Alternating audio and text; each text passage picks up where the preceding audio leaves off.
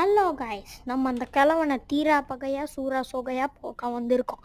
ஆமாம், பார்ட் 1 பார்க்காதவங்க பார்த்துக்கோங்க போய். ஓகே, இப்போ நம்ம என்ன பண்ண போகிறோன்னா, கீழே போய் ஏதாச்சும் பொருள் இருக்குதான்னு பார்த்துடலாம். என்னடா புட்டி இது தம்சமாக இருக்குதே, இதுக்கான வந்துமோ பூட்டு வேணும் போல். ஏய் என்னடா கக்கூஸ் டேப் இருக்குது, அங்கிட்டு திரும்பிட்டாடே.